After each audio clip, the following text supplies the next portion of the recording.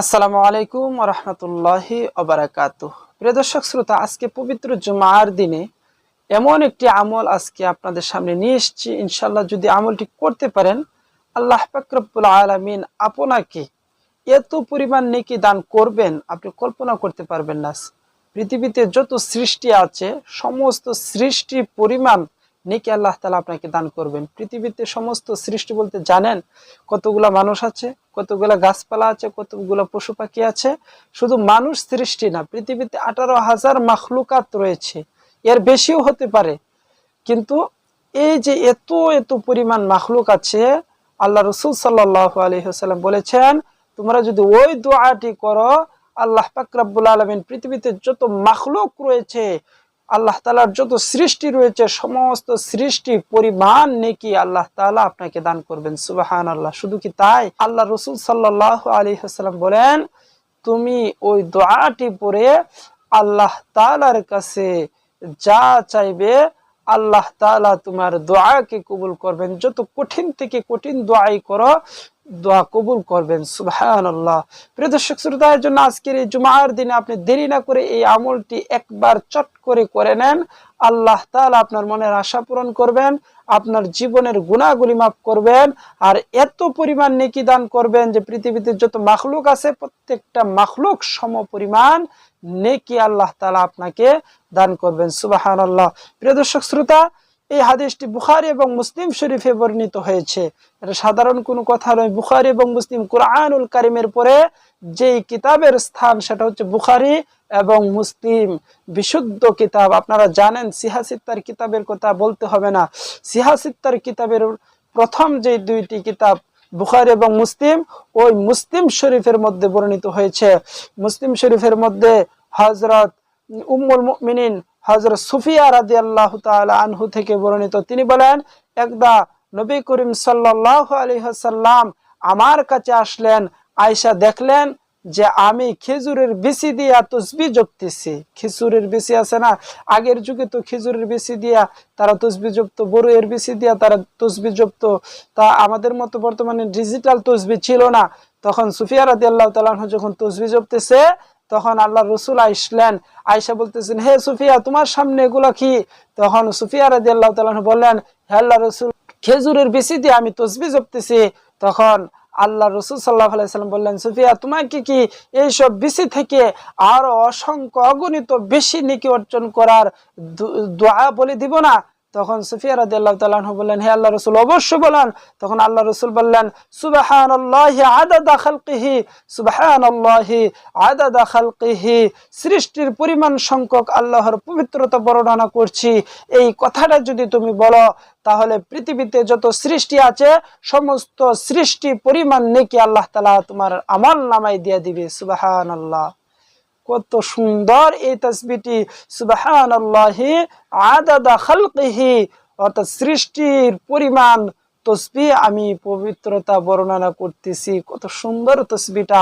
এই তাসবিহটা যদি আজকে দিনের যে কোনো অংশে আপনি পড়েন, এই পবিত্র দিনে পবিত্র এই কালামটি যদি পড়েন, আল্লাহ পাক রব্বুল আলামিন আপনার এত পরিমাণ নেকি দান করতেছেন। 1 নম্বরে, 2 নম্বরে আপনার গুনাহগুলি মাফ করবেন, 3 নম্বরে আপনার চাওয়া পাওয়া মনের আশাগুলি আল্লাহ তাআলা পূরণ করবেন। সুবহানাল্লাহি আদাদা খালকিহি, সুবহানাল্লাহ, আল্লাহ তাআলা পুত পবিত্র।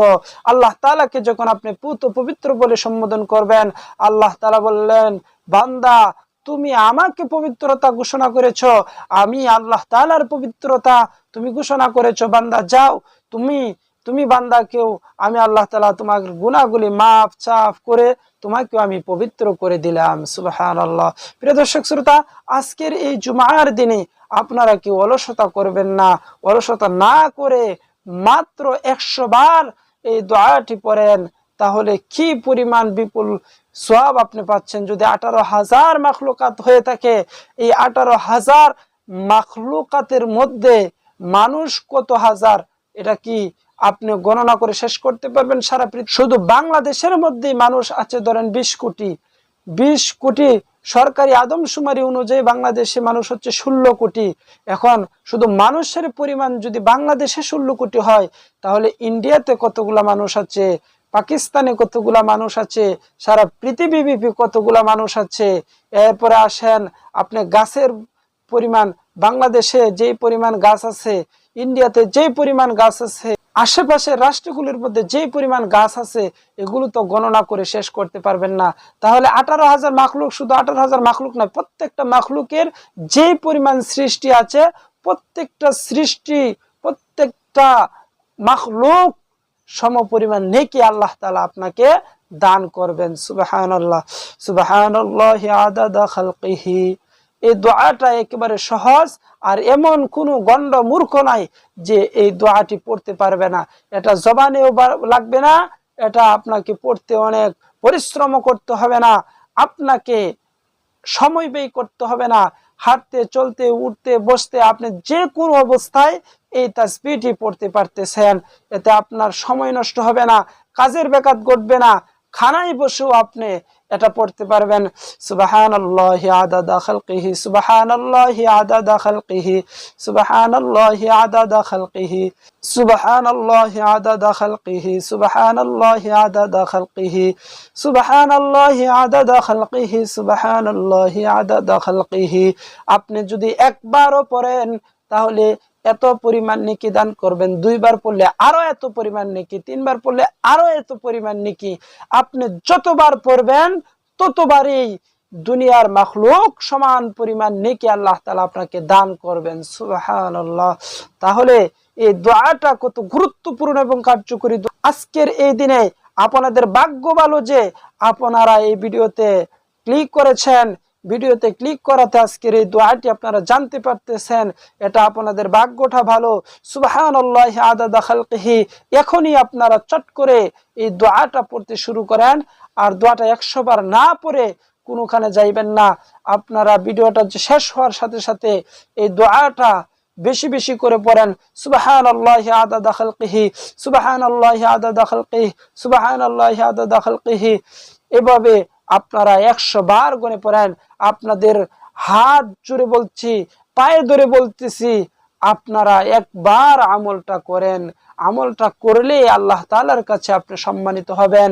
আমলটা করতে পারলেই আপনি আল্লাহ তাআলার কাছে দামি হতে পারবেন। আল্লাহ তাআলা আপনাকে জান্নাতের রিজার্ভ করে দিবেন। আর যদি আমল না করেন তাহলে কোনো লাভ নেই। আপনি যদি আমল করেন তাহলে আমরা এই ভিডিও করার সার্থকতা। আপনি যদি আমল করেন তাহলে আমাদের সফলতা। না হলে এত কষ্ট করে, এত মেহনত করে আপনাদের জন্য এইসব ভিডিও আমলগুলি নিয়ে আসি, যদি আপনারা আমলগুলি না করেন তাহলে কিন্তু কোনো লাভ হবে না। প্রিয় দর্শক শ্রোতা, আপনাদের সকলকে আমলের দাওয়াত দিয়ে শেষ করছি আজকের এই ভিডিও। ভালো থাকবেন, সুস্থ থাকবেন। আল্লাহ হাফেজ।